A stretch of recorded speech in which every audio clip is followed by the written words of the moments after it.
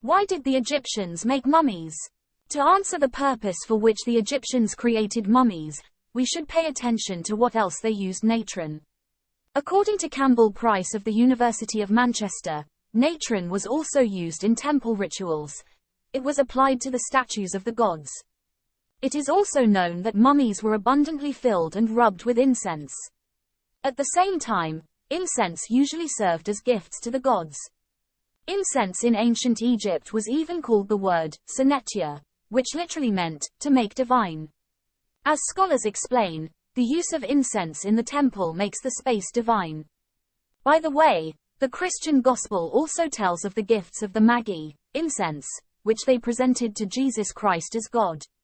From this we can conclude that the Egyptians applied the mineral natron and incense to the body of the deceased to also make him divine or bring him closer to the gods.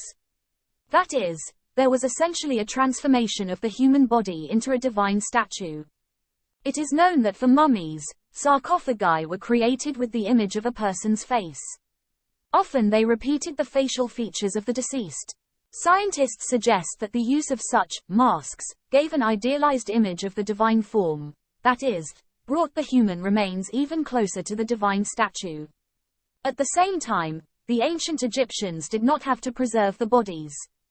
In fact, in the process of mummification, the mummies themselves became a byproduct, at least, this is the opinion of British scientists. It must be said that this theory agrees with the fact that sarcophagi with mummies were often placed near houses in an upright position. That is why they were made in such a way that they could stand stably like statues. Although there is another theory, according to which the ancient Egyptians originally buried the dead in the sands, where due to the heat and dryness there was a natural mummification of the remains. Subsequently, when ancient Egypt stopped burying people in the sands, mummies were, traditionally, made artificially.